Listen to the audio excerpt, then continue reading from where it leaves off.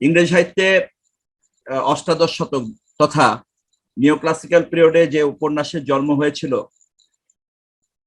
তারপরের থেকে একেবারে আধুনিক যুগ পর্যন্ত যে সমস্ত ঔপন্যাসিকদেরকে অনেক বেশি উল্লেখযোগ্য বা গুরুত্বপূর্ণ বলে বিবেচনা করা হয় তার মধ্যে অবশ্যই সেটা আমেরিকাতে অথবা ইংল্যান্ডে অথবা আমেরিকা এবং ইংল্যান্ডের বাইরেও যে সমস্ত উপমহাদেশীয় অঞ্চল যেগুলো ব্রিটিশদের অধীনে একসময় ছিল সেই সমস্ত অঞ্চলেও যে সমস্ত উপন্যাসিকদের জন্ম হয়েছিল ইংরেজি সাহিত্যে যারা অথবা ইংরেজি ভাষায় যারা উপন্যাস লিখতেন, যেমন আমাদের এই উপমহাদেশেও কিন্তু কেউ কেউ ইংরেজিতে লিখতেন উপন্যাস এবং তারা যথেষ্ট জনপ্রিয়তা পেয়েছিল।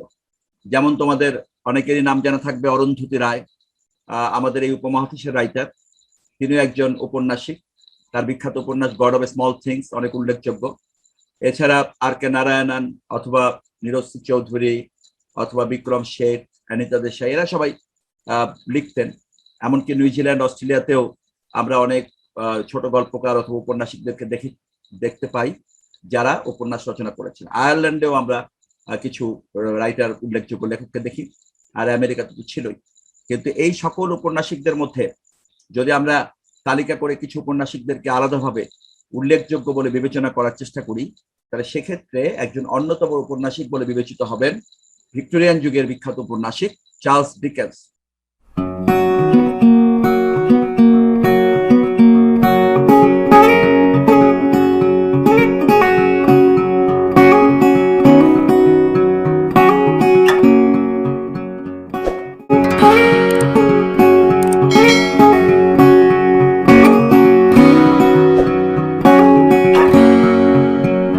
চার্লস ডিকেন্স 1812 সালে জন্মগ্রহণ করেন এবং 1870 সাল, মাত্র at the age of 58, Charles Dickens died because of stroke.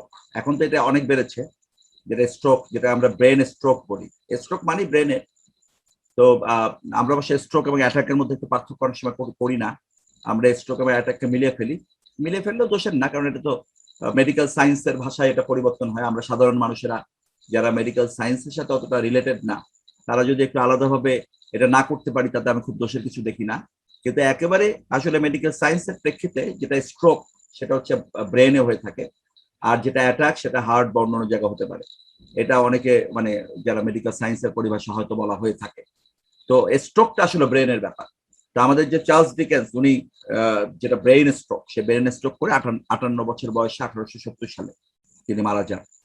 আজ থেকে প্রায় 150 বছর আগে, 150 বছরের বেশি সময় আগে। তো যাই হোক, তো চার্লস ডিকেন্সের ব্যাপারে আমরা যদি বলতে চাই, তাহলে চার্লস ডিকেন্স হচ্ছে ইংরেজি সাহিত্যের অন্যতম একজন সেরা উপন্যাসিক বলে তাকে আমরা বিবেচনা করতে পারি। এবং তোমরা যদি তার উপন্যাস পড়ার অভ্যাস যদি তোমাদের থাকে, তোমরা তো সিলেবাসের বাইরে যদি কখনো উপন্যাস পড়ো, তাহলে তোমরা দেখবা যে আসলে অনেক অনেক উল্লেখযোগ্য অবদান তার রয়েছে ইংরেজি সাহিত্যে এবং উপন্যাসের ক্ষেত্রে। তো আমরা যেটা টেল অফ টু সিটি, যেটা তোমাদের সিলেবাসে অন্তর্ভুক্ত হয়েছে, এটা ছাড়াও আমরা অনেক উপন্যাস পেয়ে থাকি এবং তার উল্লেখযোগ্য উপন্যাসের মধ্যে আমরা অলিভার টুইস্ট, তার বিখ্যাত উপন্যাস, ডেভিড কপারফিল্ড তার আরেকটি বিখ্যাত উপন্যাস, ক্রিসমাস ক্যারল তার একটি বিখ্যাত উপন্যাস, এরপরে আমরা হার্ড টাইমস, এটি তার একটি বিখ্যাত উপন্যাস।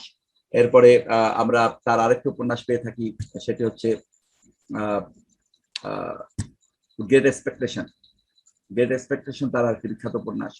তো সুতরাং তার অনেক উপন্যাস আছে যে উপন্যাসগুলো উল্লেখযোগ্য, এবং তার উপন্যাসগুলো আসলে শুধুমাত্র টেল অফ টু সিটিজ পড়ে আমার মনে হয় না যে চার্লস ডিকেন্সকে খুব ভালো করে উপলব্ধি করা যাবে। চার্লস ডিকেন্সকে উপলব্ধি করতে গেলে তার যে অন্য যে উপন্যাসগুলো অন্ততপক্ষে তার ডেভিড কপারফিল্ড এবং অলিভার টুইস্ট এই দুইটা, এবং পাশাপাশি গ্রেট এক্সপেকটেশনস, এই তিনটা উপন্যাস আসলে চার্লস ডিকেন্সের এই তিনটা উপন্যাস পড়া খুব জরুরি যদি চার্লস ডিকেন্সকে উপলব্ধি করতে হয় এবং যদি ইংরেজি উপন্যাসকে খুব ভালোভাবে উপলব্ধি করতে হয়। তো আমি তোমাদেরকে হয়তো অনেকবারই বলেছি যে আমার খুব সৌভাগ্য হয়েছিল যে আমি আসলে এগুলা ইংরেজিতে অনার্সে পড়ার আগেই এই উপন্যাসগুলো পড়ার সুযোগ পেয়েছিলাম, কারণ আমাদের ফ্যামিলিতে মানে পড়ার একটা প্রবণতা ছিল। আমার দাদাও পড়তেন প্রচুর, তারপরে আমার বাবা তো অনেক পড়তেন, আমার এক মামা তিনি প্রচুর মানে এই ধরনের নানান বইপত্র পড়তেন। সুতরাং তাদের দ্বারা আমি অনুপ্রাণিত হয়ে আমি আসলে অনেক ছোটবেলা থেকে ক্লাস 8 থেকে আমার এই ধরনের বইপত্র পড়ার একটা অভ্যাস ডেভেলপ করেছিল। আর সেজন্য আমি নিজেকে খুব সৌভাগ্যবান মনে করি যে একটি মানে এমন একটা জীবন পার করেছি যেখানে অনেক বেশি পড়ালেখার সুযোগ আমার ছিল আগেই, শিক্ষকতায় যুক্ত হওয়ার আগে অথবা ইংরেজি সাহিত্যে ভর্তি হওয়ার আগে। তো যাই হোক, তো সেই জন্য আমি মনে করি যে তোমাদেরও এই যে Oliver twist, David Copperfield, great expectations এগুলোকে পড়ার প্রয়োজন আছে, কারণ না হলে চার্লস ডিকেন্সকে উপলব্ধি করা যাবে না। এবং এই প্রত্যেকটা উপন্যাসের মধ্যে যে ক্যারেক্টার গুলো আছে, যেমন অলিভার টুইস্টের মধ্যে অলিভার টুইস্ট প্রধানতম চরিত্র, অথবা ডেভিড কপারফিল্ডের মধ্যে ডেভিড কপারফিল্ড প্রধানতম চরিত্র, অথবা গ্রেট এক্সপেকটেশনস এর ক্ষেত্রে ফিলিপ পিরিপ পিপ সে প্রধানতম চরিত্র। এবং এই প্রত্যেকটা চরিত্র একেবারে তাদের কিশোর বেলা থেকে শুরু করে কিভাবে নানা রকম নেগেটিভ সিচুয়েশন, পরিস্থিতিকে ফেস করে তারা একটা পর্যায়ে উঠে এসেছে। সুতরাং এটা খুবই মোটিভেশনাল স্টোরি আমি বলতে পারি। এবং সেখানে মানে সমাজের যে নির্মম বাস্তবতা, একটি শিশু বা কিশোরকে যেটা ফেস করতে হয় সেটাকে কিন্তু তিনি মানে এরা এই চরিত্রগুলো ফেস করে উঠে এসেছে। এবং সেখানে আমরা একটা ইংরেজিতে একটা কথা বলি ক্রিমিনোলজি, যেটাকে অপরাধ বিজ্ঞান। এই অপরাধ বিজ্ঞান বলতে সমাজের যে অপরাধ প্রবণতা যে বিরাজমান আছে, সে অপরাধ প্রবণতাগুলোকে ফেস করে মানে কিভাবে এই চরিত্রগুলো নিজেদেরকে বিকশিত করতে পেরেছিল, একটা অবস্থানে নিয়ে যেতে পেরেছিল, সেগুলো নিয়েই কিন্তু মূলত এই উপন্যাসগুলি, যে উপন্যাসগুলোর নাম আমি বললাম, অলিভার টুইস্ট, ডেভিড কপারফিল্ড এবং গ্রেট এক্সপেকটেশন। সুতরাং সেগুলো থেকে একটা মোটিভেশন পাওয়া যেতে পারে। এবং মানে পরবর্তী জীবনে যারা একটা ক্যারিয়ারকে ডেভেলপ করতে চায় তাদের জন্য এটা অনেক বেশি উদ্দীপনামূলক এই উপন্যাসগুলো হতে পারে। এবং সমাজের যে চিত্র, সে পিকচারটাও কিন্তু আমরা এখান থেকে উপলব্ধি করতে পারি। আমাদের যে নিজেদের জীবন, আমি আমার নিজের জীবনের কথা বলতে পারি যে আমরাও কিন্তু ইন্টারমিডিয়েট পরীক্ষার পরে ঢাকা যখন চলে এসেছি, তখন কিন্তু আমাদেরকেও কিন্তু নানা রকম নেতিবাচক সিচুয়েশন ফেস করেই কিন্তু বিভিন্ন ধরনের সমাজের বাস্তবতা ফেস করেই আমাদেরকে কিন্তু জীবনটাকে তৈরি করার চেষ্টা করতে হয়েছে, যেটি হয়তো সকলের করতে হয় না। অনেকে হয়তো পৈতৃক সুবিধা অনেক বেশি থাকার কারণে, অথবা নিজ বাড়িতে থাকার কারণে, নিজের একটা পরিমণ্ডলে থাকার কারণে সেটি হয়তো হয় না অনেকের জন্য, বা করতে হয় না। কিন্তু যাদের করতে হয় তাদের একদিকে যেরকম অনেক কষ্ট করেই সেটাকে ফেস করতে হয়, আবার আরেকদিকে এটার কিন্তু মাধ্যমে কিন্তু সে জীবনে অনেক বেশি একটা সমৃদ্ধ জীবন গঠন করার সুযোগ কিন্তু পায়। কারণ এই ধরনের পরিস্থিতি ফেস করে যখন মানুষ একটা পর্যায়ে যায়, তখন তার যে যোগ্যতা, আর আরেকজন এগুলো ফেস করে ওই পর্যায়ে যায়নি, তার দুজনের যোগ্যতার মধ্যে কিন্তু একটা পার্থক্য অবশ্যই আছে। তো সুতরাং আমি মনে করি যে চার্লস ডিকেন্স আসলে সেই ক্ষেত্রে সেই ভিক্টোরিয়ান যুগের প্রেক্ষাপটে ইংরেজ সমাজের যে চিত্র, সেই চিত্রগুলো তিনি তার উপন্যাসে তুলে ধরেছেন। এবং তার উপন্যাসগুলো অবশ্যই খুবই অপরাধ যে বিষয়, সেই বিষয়গুলোকে ফোকাস করার মধ্য দিয়ে সমাজের নির্মম বাস্তবতাকে তুলে ধরা হয়েছে। এবং বিভিন্ন শ্রেণী সংগ্রাম গুলোর বা শ্রেণী বৈষম্য গুলোকে উপস্থাপন করার মধ্য দিয়ে একটি সাসপেন্সও তার উপন্যাসগুলোর মধ্যে আমরা দেখতে পাই। এবং দেখা যায় যে প্রত্যেকটা সময় একটা, আমরা এই জন্য এই উপন্যাসগুলোকে থ্রিলারও বলা হয়ে থাকে। আমরা অনেক সময় এগুলোকে বলতাম কিশোর থ্রিলার। তো সে কিশোর থ্রিলার বলতে মানে একটা থ্রিলিং, একটা রোমাঞ্চকর অভিজ্ঞতার মধ্য দিয়ে এই উপন্যাসগুলো সামনের দিকে গিয়েছে। যে চার্লস ডিকেন্স আসলে ভিক্টোরিয়ান যুগের একজন বিখ্যাত নভেলিস্ট হইলেও তিনি গোটা ইংরেজি সাহিত্যের, আমার একটা ব্যক্তিগত অভিমত যে যদি 5 জন সেরা ঔপন্যাসিকের একটা তালিকা করা হয়, তাহলে সেখানে চার্লস ডিকেন্সের নাম না থাকার আমি কোনো কারণ দেখি না। আর চার্লস ডিকেন্স শুধু যে উপন্যাস লিখেছেন তা না, তিনি সাংবাদিকতা করতেন, তিনি তারপরে সম্পাদনা করতেন।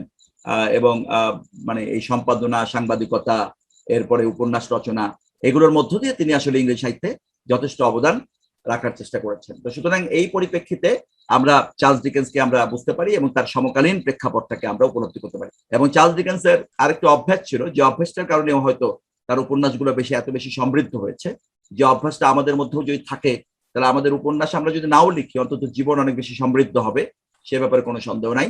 সেই চার্লস ডিকেন্সের সেই অভ্যাসটা ছিল হচ্ছে অনেক বেশি ভ্রমণ পিয়াসী ছিলেন তিনি খুব ট্রাভেলিং পছন্দ করতেন। এবং এই ট্রাভেলিং করতে গিয়ে তিনি অ্যাক্সিডেন্টে আক্রান্ত হয়েছিলেন। মারা যাওয়ার মাত্র 5 বছর আগে তিনি একটি খুব ভয়াবহ ধরনের ট্রেন অ্যাক্সিডেন্টের সম্মুখীন হয়েছিলেন। এবং সেই ট্রেন অ্যাক্সিডেন্ট হওয়ার পরেও তিনি অনেকদিন অসুস্থ ছিলেন, কিন্তু তারপরেও তিনি কিন্তু সুস্থ হয়ে আবার কিন্তু তিনি ভ্রমণ পিয়াসী হয়েছেন। তো আমি আসলে এটা মনে করি যে আসলে মানুষের জীবন তো আসলে থেমে যাবেই, মানুষের জীবন তো শেষ হবেই। আমরা তো চাইলেও আমাদের জীবনটাকে কি করতে পারবো না, আটকে রাখতে পারবো না, আমাদেরকে এই পৃথিবী ছেড়ে চলে যেতেই হবে। কিন্তু যদি আমরা এই ধরনের একটা জীবন যাপন করার সুযোগ পাই, যেখানে এই ধরনের ব্যাপারগুলো, যেমন চার্লস ডিকেন্সের ব্যাপারে বলতে যে আমি বলছি যে সেখানে যদি এই ধরনের কিছু ভ্রমণের সুযোগ থাকে, আমাদের জীবনটাকে যদি একটু বৈচিত্র্যময় করা যায়, মানে অবশ্যই কোনো খারাপ কাজের সাথে সম্পৃক্ত থেকে নয়, বরঞ্চ ভালো কার্যক্রম, কারণ ভ্রমণ তো কোনো খারাপ কাজ না, ভ্রমণ বরঞ্চ অনেক ভালো একটা কাজ। সেই কাজটা বা এই ধরনের কোনো কার্যক্রমের মাধ্যমে সম্পৃক্ত থেকে জীবনটাকে যদি পার করা যায়, তাহলে সেটি অবশ্যই আমি মনে করি অনেক বেশি তাৎপর্যপূর্ণ হতে পারে। এবং চার্লস ডিকেন্সের জীবনটা সেই দিক দিয়ে খুবই তাৎপর্যপূর্ণ, যে তিনি অনেক বেশি ভ্রমণ পিয়াসী ছিলেন, এবং তিনি ভ্রমণ করার কারণে তার উপন্যাসগুলোতে আমরা ওইটার একটা প্রভাব দেখতে পাই। কারণ বিভিন্ন জায়গার যে বৈচিত্র্যগুলো মানে এবং সেখানকার যে অভিজ্ঞতাগুলো, কারণ যারা রাইটার হয়, রাইটারদের কিন্তু আসলে তোমার এই বিভিন্ন জায়গায় ভ্রমণ করা অথবা তাদের জীবনের যে অভিজ্ঞতাগুলো, সেগুলো কিন্তু লেখার কাঁচামাল হয়। আমরা বলি লেখার কাঁচামাল, র ম্যাটেরিয়ালস, এবং র ম্যাটেরিয়ালস হয়। তারা কিন্তু এগুলোর আলোকে অনেক সময় উপন্যাস বা বিভিন্ন ধরনের লেখনী তারা লেখার চেষ্টা করতে পারে, এবং এর মাধ্যমে কিন্তু তাদের লেখাটা আরো অনেক বেশি সুন্দর হতে পারে। তো সুতরাং সেই পরিপ্রেক্ষিতে আমি মনে করি যে চার্লস ডিকেন্স অবশ্যই তিনি সার্থকভাবেই তিনি তার ক্যারিয়ারটাকে শেষ করতে পেরেছেন বা ক্যারিয়ারটাকে পার করতে পেরেছেন। এবং তিনি যদিও মাত্র 58 বছর বেঁচে ছিলেন, কিন্তু 58 বছরের মধ্যে তিনি অগণিত জনপ্রিয় উপন্যাস তিনি লিখে যেতে পেরেছেন, এবং সেই উপন্যাসগুলো এখনো পর্যন্ত জনপ্রিয়, এবং যতদিন সাহিত্য বেঁচে থাকবে ততদিন পর্যন্ত আমি মনে করি এই উপন্যাসগুলোর আবেদন কখনো শেষ হবে বলে আমি মনে করি না। এবং তোমাদেরকে আমি পরামর্শ দিব যে তোমরা শুধু এই টেল অফ টু সিটিসের মধ্যে সীমাবদ্ধ না থেকে বাকি যে তিনটা, অন্তত আমি অনেকগুলো উপন্যাসের নাম বলেছি, কিন্তু তিনটা উপন্যাস অন্তত, এই তিনটা উপন্যাস তোমরা সংগ্রহ করে পড়ার চেষ্টা করবা। অলিভার টুইস্ট, ডেভিড কপারফিল্ড এবং গ্রেট এক্সপেকটেশনস, এই তিনটা উপন্যাস পড়তে পারলে চার্লস ডিকেন্সকে আসলে আরো অনেক বেশি উপলব্ধি করতে পারবা।